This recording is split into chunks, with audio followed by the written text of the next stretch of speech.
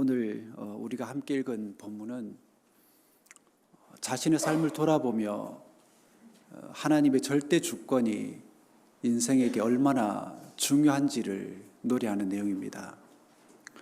그러게 그 하나님을 향한 굳은 신뢰가 참 필요하다라는 것을 우리에게 강조하는 내용입니다.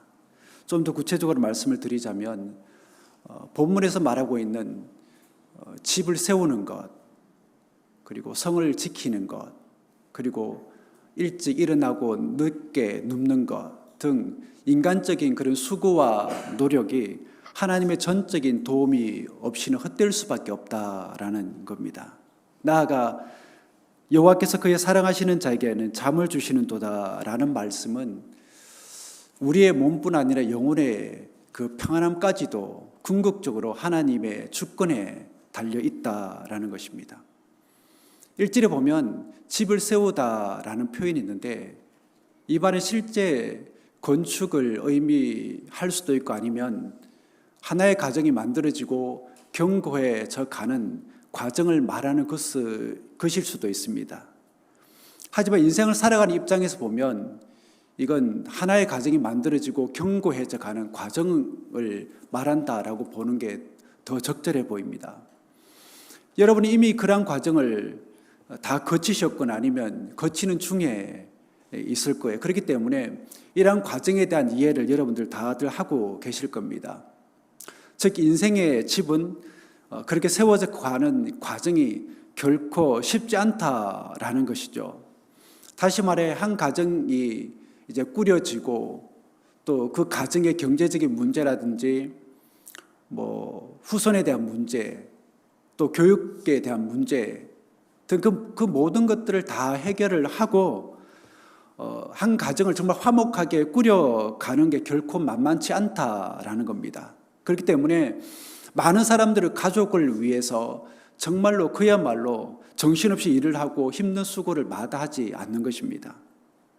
하지만 오늘 말씀이 강조하는 게 뭐냐면 사람이 집을 세우기를 원하는데 그 일의 성패가 사람의 수고에 달려 있는 것이 아니고 하나님께 달려 있다. 그 얘기를 지금 하고 싶은 겁니다.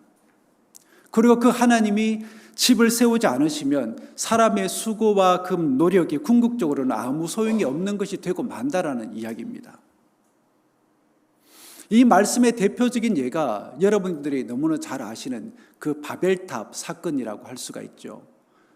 창세기 11장에 보면 홍수 심판 이후에 그 살아남은 노아의 후손들이 시날 평지에 이르렀을 때에 그들은 이제 벽돌로 이 돌을 대신하고 또 이제 역청으로 진흙을 대신해서 성읍과 탑을 이제 쌓아 올리는 일을 합니다. 그 일을 하면서 그들이 뭐라고 얘기를 하냐면, 자, 성읍과 탑을 건설하여 그 탑 꼭대기를 하늘에 닿게 하여 우리 이름을 내고 온 지면의 흩어짐을 면하자. 그런데 여러분 어떻게 되었습니까?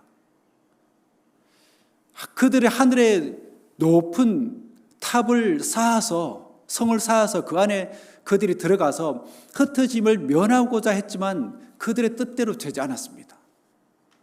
왜 그렇게 되었을까요?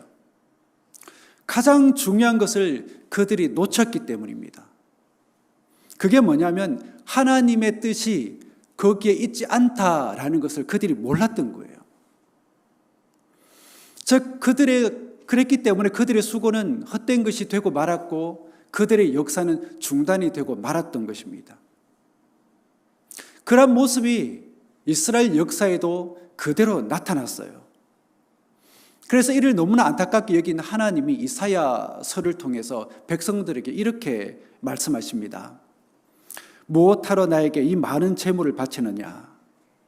나는 이제 순양의 번제물과 살찐 짐승의 기름기가 지겹고 나는 이제 수송아지와 어린 양과 순염소의 피도 싫다. 너희가 나의 앞에 보이러 오지만 누가 너희에게 그것을 요구하였느냐? 나의 뜰만 밟을 뿐이다. 다시는 헛된 재물을 가져오지 말아라. 다 쓸모없는 것들이다. 분양하는 것도 나에게는 역겹고 초하루와 안식일과 대회로 모이는 것도 참을 수 없으며 거룩한 집회를 열어놓고 못된 짓도 함께하는 것을 내가 더 이상 견딜 수 없다. 나는 정말로 너희의 초하루 행사와 정한 절기들이 싫다. 그것들은 오히려 나에게 침이 될 뿐이다. 그것들을 짊어지기에는 내가 너무 지쳤다. 너희가 팔을 벌리고 기도한다 하더라도 나는 거들떠 보지도 않겠다. 너희가 아무리 많이 기도를 한다 하여도 나는 듣지 않겠다. 너희의 손에는 피가 가득하다. 즉 백성들이 수고하고 애써서 하나님께 가지고 오는 많은 재물들과 또 하나님의 이름으로 모이는 그 여러 모임들과 그 행사들이 다 소용없다는 거예요. 왜 그렇습니까? 하나님이 받지 않으시기 때문에 그렇다라는 것입니다. 그렇다면 왜 받지 않으시는 걸까요? 그건 바로 그들이 하나님의 뜻대로 살지 않으니까, 하나님과는 상관없이 사니까, 하나님을 인정하지 않는 삶을 그들이 사니까, 그러면서도 하나님을 외면할 수 없고 무시하고 살 수는 없어서 행하는 종교적인 의식과 하나님의 이름을 갖다 붙이는 그런 것들로는 안 된다라고 하나님께서 단방에 지금 선포를 하고 계신 거예요. 그러면서 하나님 또 뭐라고 말씀하시는가 하면 너희는 씻으라. 스스로 정결하게 하여라. 내가 보는 앞에서 너희의 악한 행실을 버려라. 악한 일을 그치고 옳은 일을 행하는 것을 배워라. 정의를 찾아라. 억압받는 사람을 도와주어라. 고아의 송사를 변화하여 주고 과부의 송사를 변론하여 주어라. 주님께서 말씀하신다. 오늘아 우리가 서로 변론하자. 너희의 죄가 주홍빛 같다 하여도 눈과 같이 희어질 것이며 주홍빛과 같이 붉어도 양털과 같이 희어질 것이다. 너희가 각 기꺼이 하려는 마음으로 순종하면 땅에서 나는 가장 좋은 소산을 먹을 것이다. 그러나 너희가 거절하고 배반하면 칼날이 너희를 삼킬 것이다. 이것은 주님께서 친히 하신 말씀이다. 즉 그들이 안고 있는 문제를 해결할 수 있는 해결책을 하나님이 제시하신 것이고 그들이 살 수 있는 길을 보여주신 거예요. 이걸 요약하자면 이겁니다. 바로 하나님이 답이다. 그 하나님을 너희가 바로 알고 그 알을 삶 속에서 실천하며 살아갈 때 다시금 살아나고 회복되는 역사를 너희가 경험하게 될 것이다. 이것을 깨달았던 예레미야가 울면서 백성들을 향해서 이렇게 외칩니다.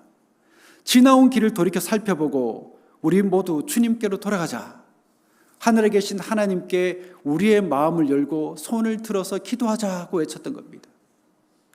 즉 하나님이 답이고 하나님이 우리의 인생의 집을 채워주셔야 하며 하나님이 교회를 지켜주셔야 한다고 그렇게 얘기를 하고 있는 겁니다. 사도행전에 보면 바울이 에베소 장로들과 작별하는 장면이 나옵니다. 그 장면에 보면 그들은 서로 부둥켜 안고 울어요. 왜 우는가 하면 그저 헤어지는 것 때문에 그렇게 우는 게 아닙니다. 바울이 이제 가려고 하는 예루살렘과 로마에서 겪게 될 것이 어떤 것인지를 그들이 너무나 잘 알고 있었기 때문이에요. 즉 가는 길에서 환난과 정말 결박당하는 일이 그를 기다리고 있다는 것을 성령이 그들에게 이미 말씀해 주셨기 때문입니다. 그러니 그들이 눈물을 흘릴 수밖에 없는 거지요. 안 가면 안 되느냐의 눈물이었던 겁니다. 즉 바울이 안 가면 죽지 않는다라는 것을 잘 알고 있지만 그럼에도 불구하고 갈 수밖에 없는 길이기 때문에 우는 겁니다. 가야 하는 길이기 때문에 울고 있는 거예요. 그렇습니다, 여러분들. 그가 흘렸던 눈물의 가장 중요한 의미가 뭐냐면 피하고 싶지만 갈 수밖에 없는 상황. 우리가 인생을 살다 보면 이런 상황을 우리가 만날 때가 있습니다. 그래서 모른 척하고 싶지만 결국은 내가 지고 가야 할 상황, 그런 일들을 우리가 만날 때가 있습니다. 이런 차원에서 바울이 또 그들이 눈물을 흘렸던 것입니다. 그래서 바울이 그들을 향해서 이런 말을 해요. 내가 떠난 뒤에 사나운 이리들이 여러분 가운데로 들어와서 양떼를 마구 헤아리라는 것을 나는 압니다. 바로 여러분 가운데서도 제자들을 이탈시켜서 자기를 따르게 하려고 어그러진 것을 말하는 사람들이 나타날 것입니다. 그러므로 여러분은 깨어 있어서 내가 3년 동안 밤낮 쉬지 않고 각 사람을 눈물로 훈계하던 것을 기억하십시오. 나는 이제 하나님과 그의 은혜로운 말씀에 여러분을 맡깁니다. 하나님의 말씀은 여러분을 튼튼히 세울 수 있고 거룩하게 된 모든 사람들 가운데서 여러분으로 하여금 유업을 차지하게 할 수 있습니다. 이렇게 당부하는 바울을 통해서 우리는 어떤 마음을 느낄 수가 있나요? 이제 떠나면 영영 볼 수 없는 아버지의 마음을 우리가 느낄 수 있는 것입니다.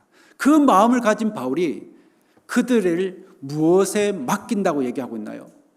하나님과 하나님의 은혜로운 말씀에 너희를 맡긴다라고 그렇게 말하고 있습니다. 독생자를 이 땅에 보내서 그들과 교회를 죽기까지 사랑하신 하나님과 진리이고 생명인 그 말씀을 붙들고 우리가 의지하고 살아야 거기서 살 길이 열리고 솟아날 구멍이 있다라는 것을 그는 알았기 때문에 이 말을 지금 하고 있는 거예요. 시편 84편에 보면 믿는 자들이 눈물의 골짜기로 지나갈 때 그곳에 많은 샘이 있을 것이고 이런 비가 복을 채워줄 거다라는 이야기가 나옵니다. 어찌 이런 일이 일어날 수 있을까요? 그건 바로 비록 이 땅을 살아가는 우리는 눈물의 골짜기를 지나갈 수밖에 없지만 우리가 그곳을 지나갈 때에 하나님이 그곳에 샘을 터뜨려 주시기 때문이라는 것입니다. 그렇게 하나님이 희망이고 그 하나님을 의지하고 살아갈 때에 우리에게 살 길이 열리며 하나님께로 돌아가는 것이 회복의 그리고 희망의 단초가 된다라는 것입니다. 바울이 설교하는 자리에 유두고라는 청년이 참석을 해서 3층 창틀에 걸터 앉아서 설교를 듣기 시작을 합니다. 그런데 너무나 피곤하고 이 몰려오는 잠을 이기지 못한 나머지 그만 떨어져 죽고 말았습니다. 이 일로 인해서 그는 하던 설교를 중단하고 그에게로 가서 그의 몸 위에 그냥 엎드립니다. 바울이 그에게로 가서 그의 몸에 엎드렸다라는 것은 그들의 몸과 마음이 하나가 되었다라는 것을 상징적으로 보여주는 거예요. 그러면서 그는 두 마디를 합니다. 떠들지 말라. 그리고 생명이 그에게 있다. 여기서 말하는 떠들지 말라는 것은 하나님의 놀라운 역사가 일어나는 곳이나 일에 있어서 사람들의 그 어떤 잡다한 소리가 방해를 해서는 안 된다는 거예요. 그리고 사람의 말과 방식이 하나님의 말씀과 방식을 대신할 수 없다는 것입니다. 또한 그는 생명이 그에게 있다라고 얘기를 하고 있습니다. 즉 죽었던 그가 살아났다라는 것이죠. 여러분, 어떻게 이런 일이 일어날 수 있었을까요? 그건 바로 죽었던 그를 생명의 하나님이 살려주셨기 때문입니다. 바울은 죽었던 사람을 살리는 그 일을 함에 있어서 이 땅에 그 어떤 사람이나 방법을 동원하지 않아요. 그저 그가 믿고 바라는 하나님과 말씀을 의지했습니다. 그랬더니 살아나는 역사가 일어나게 된 것입니다. 그렇습니다, 여러분들. 인생의 절망과 그리고 힘겨움을 끌어안은 채 잡다한 소동과 어두운 그림자에 갇혀있는 곳에서도 하나님의 놀라운 은혜가 임하게 되면 살아나는 역사, 다시 시작하는 역사, 치유와 회복의 역사가 일어난다는 것입니다. 그러게 바울은 에베소 장로들에게 그들을 무엇에 맡긴다라고 얘기를 하고 있는 겁니까? 하나님과 하나님의 은혜로운 말씀에 맡긴다라고 얘기를 하고 있는 겁니다. 그 자리에 우리가 있을 때, 그 자리에 교회가 머물고 있을 때 생명과 회복의 역사가 나타나는 것입니다. 그렇게 에베소 장로들과 교회가 지어져 가기를 바울이 원했던 거예요. 즉 사람이 주인이 되고 사람의 소리가 말씀보다 앞서며 사람들의 행위가 기도보다 앞서는 그런 인생, 그런 교회가 되지 않기를 바랬던 것입니다. 그건 더 이상 주님의 교회가 아닌 겁니다. 주님의 핏값으로 사신 주님의 교회는 하나님과 말씀이 기초가 되어야 되는 것입니다. 그래야 거기서 생명수를 퍼올릴 수 있는 것이고 거기서 퍼올린 그 생명수를 통해서 인생을 살다가 지친 영혼들이 생기를 얻어서 가야 할 길과 사명의 길을 가게 되는 것입니다. 그렇게 우리 인생의 집과 신앙의 집이 지어져 가야 되는 것입니다. 그런데 많은 사람들은 인생의 집과 신앙의 집을 지어감에 있어서 이러한 집을 세우는 가장 중요한 그 원칙을 외면한 채 그저 사람의 수고와 노력을 다할 뿐이지요. 심지어 하나님의 뜻을 거역하고 대적하며 하나님 없어도 우리는 충분히 견고한 인생의 집을 지어갈 수 있다라는 그런 잘못된 환상에 빠져 살아가는 사람들이 얼마나 많은지 모릅니다. 여러분, 이 세상에 얼마나 많은 집들이 존재했고 존재하고 있는지 몰라요. 하나님의 존재를 부인하는 무신론과 인본주의 그리고 수많은 독재자와 사상가들은 그들의 각자의 생각과 그 뜻으로 완전한 인생의 집을 지어갈 수 있다고 그렇게 얘기를 하고 있습니다. 그리고 하나님의 존재는 더 이상 필요 없다라고 말을 하기까지 합니다. 그렇게 자신만을 믿고 하나님을 배척한 결과가 무엇이었을까요? 결국 위태롭게 흔들리다가 무너지고 말았습니다. 그러므로 우리는 이처럼 하나님이 집을 세우지 않으면 사람의 수고와 그 노력들이 헛되다라는 것을 우리는 반드시 알아야 됩니다. 또한 우리가 스스로 우리의 집을 지어보려고 아무리 피와 땀을 흘려가면서 노력을 한다 하더라도 그 안에 하나님이 계시지 않으시면 속절없이 무너질 수밖에 없다는 것을 우리는 깨달아 알아야 됩니다. 그렇기 때문에 인생의 좋은 집을 지어가기 위해서 우리의 생각과 하는 일이 하나님의 뜻에 부합할 수 있어야 된다는 것입니다.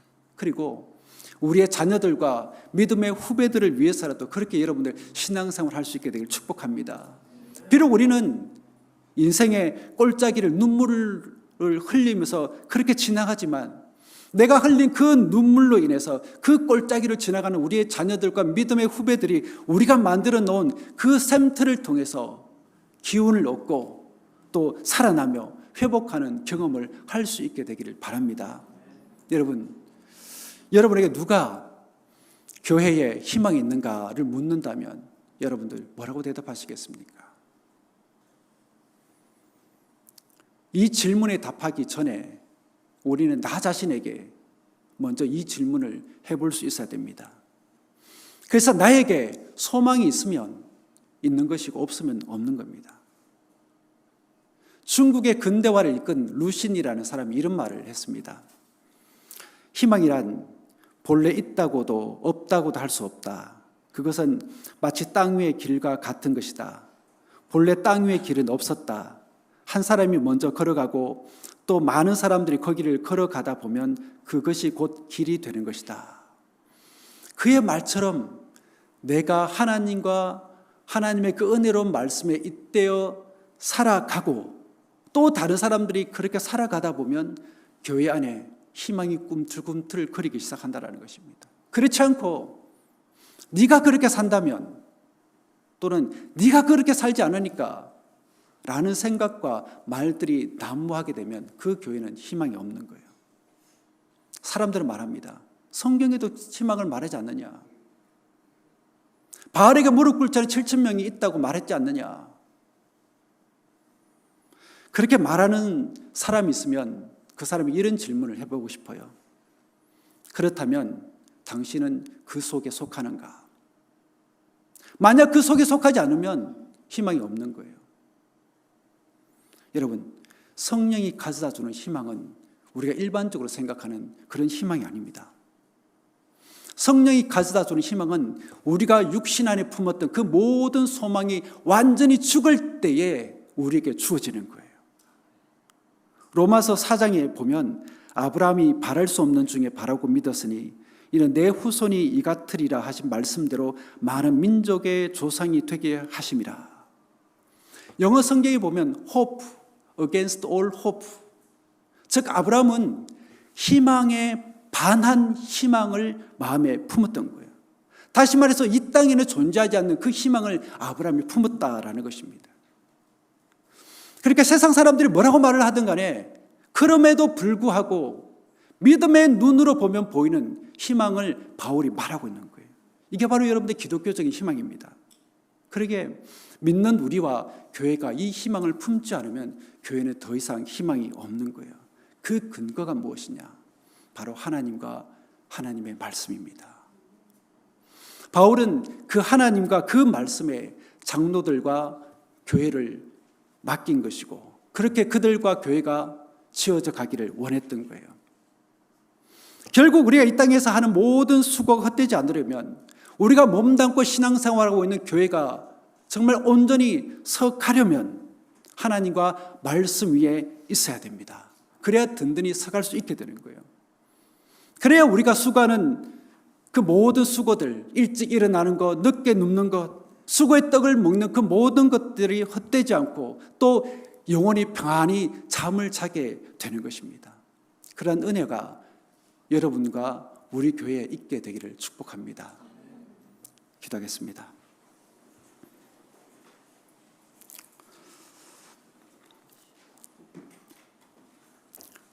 하나님의 집을 세우지 아니하시면 세우는 자의 수고가 헛되고 하나님이 성을 지키지 아니하시면 파수꾼이 깨어 있음이 헛될 수밖에 없음을 온전히 깨달아 아는 우리가 되기를 원합니다. 또한 교회가 하나님과 말씀을 그 기초로 할 때 온전히 세워지고 건강하게 성장해 간다는 것을 알게 하옵소서. 우리의 구원이, 우리의 신앙이 어떻게 시작이 되었고 어떻게 진행해 가야 하는지를 알아 거기에 관심과 마음을 쏟기를 원합니다. 이 교회의 주인이신 주님이 교회를 붙드시고 교인들을 온전케 하여 주옵소서. 예수 그리스도 이름으로 기도드립니다. 아멘.